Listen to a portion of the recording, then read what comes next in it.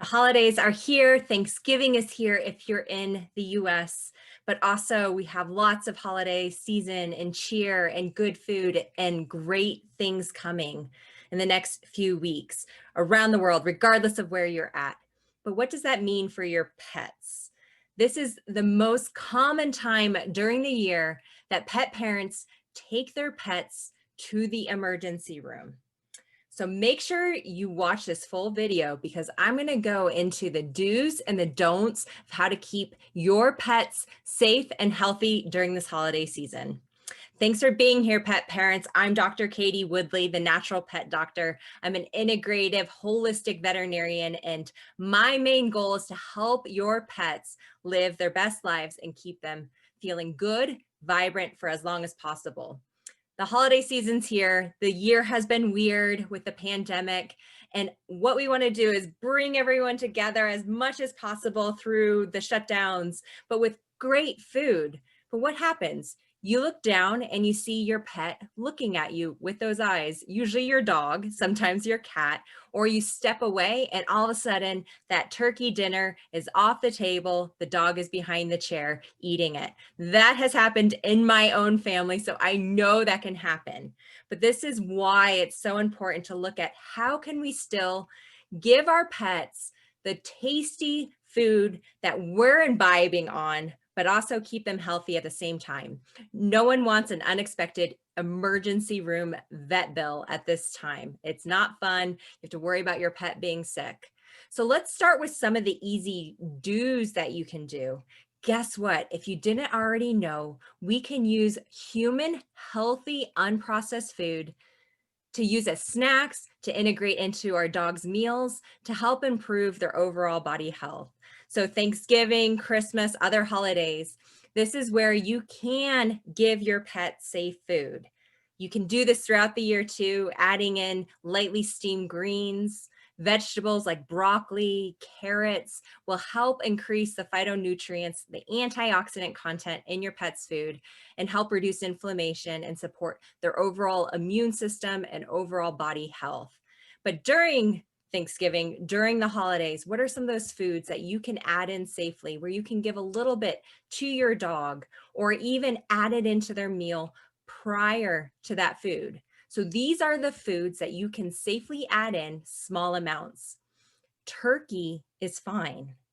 Unseasoned, no gravy, bland turkey. So no bones either. And you can shred that up, put a couple pieces in there. You can save it for later to use as like a high caliber treat, training treat for those pups, nice value reward for them. So adding a little bit of that turkey meat is fine. I tend to recommend staying away from like ham, which is a higher salt meat. The other things that we can add in, vegetables. So what do we eat a lot of around this time, especially in the US for Thanksgiving? We eat sweet potatoes, pumpkin, butternut squash. So before you put in the seasonings, before you add in all the butter and all the tasty things, the marshmallows that you roast on the top, leave aside some and cook it with that dish. That's that dish for you and your family, for the humans. And then you have a little side dish that you can add into your pet's food. Remember, start small. And of course, if you have a little dog, you only want to feed a little bit so that they don't get an upset tummy. So sweet potatoes, butternut squash, adding in some green beans. Steamed green beans are a great option to help fill up your dog. Adding those in to their meal and feeding them before your Thanksgiving feast will help them feel full, and then there'll be less begging usually and less temptation to steal those table scraps or to steal that entire ham. And I'm not joking. My husky took an entire ham and ate the entire thing.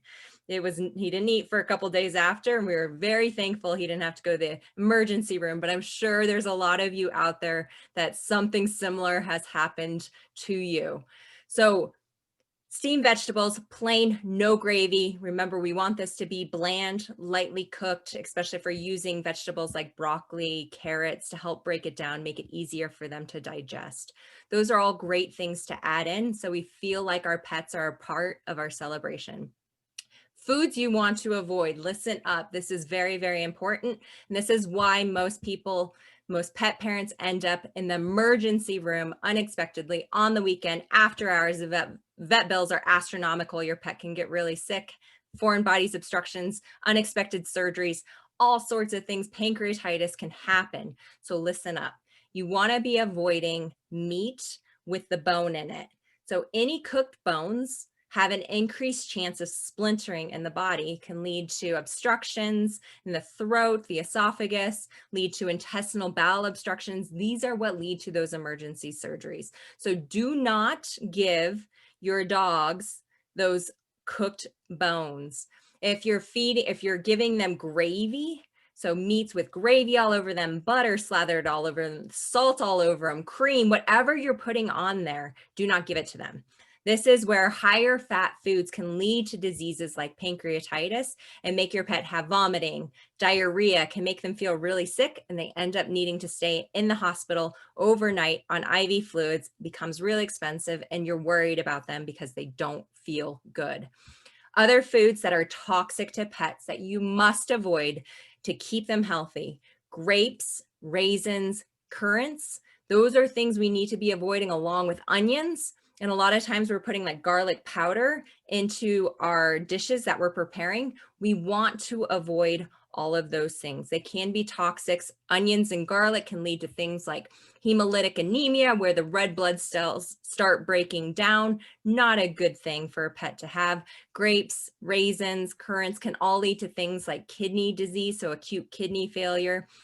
If you're feeding your pet a little bit of your dessert, avoiding chocolate, things that have coffee in them, so the caffeine can make them really sick.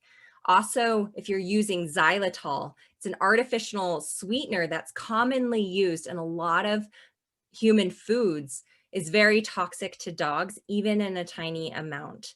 So make sure you're reading those ingredient lists beforehand before you just give your pet a little bit, because a little bit can be really harmful to them.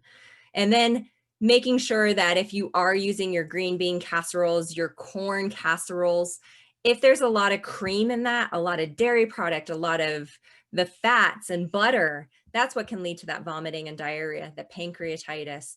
That's what usually makes you go to the ER on Thanksgiving evening, not ideal, or Christmas Day, New Year's Day. This is the most common reason why we see pets go to the ER. So avoiding these foods is essential. Your dishes that have nuts in them, especially macadamia nuts, are toxic to your dog. So don't give them any of that. Stick with those fresh, real, healthy human foods that are unprocessed. You can use pumpkin pie, the canned version, without the sweeteners and the sugar in it. It's a super easy way. Just put that into your dog's kibble or their normal meal to help improve the phytonutrient content and help them feel like they're a part of your celebration. So those are a few little tricks that you can do, making sure you're avoiding those cooked bones, avoiding onions, garlic, grapes, raisins, currants, nuts, especially macadamia nuts, coffee, chocolate, of course, no alcohol for your pet. You don't want to be giving this to them. When you avoid these and you add in some special treats for your pet, it can be a special time for everyone. And I'd love to hear down below, make a comment on what are some of the special treats that you like adding into your pet's food, so that we can share and help others in this community to learn what they can use safely to help your pet feel like it's a part of our celebrations this year. We all need a little bit more celebration. If you want more information about how you can help your pet thrive and feel their best with real food, unprocessed food, human food, make sure you check out our blog post at thenaturalpetdoctor.com. Lots of free information for all you amazing pet parents there. And keep checking in for more of these fun, short videos where we talk about your dog's health and how you can optimize it by integrating in a holistic approach. Have a great week and happy Thanksgiving if you're in the US, and happy holidays to everyone else in the rest of the world.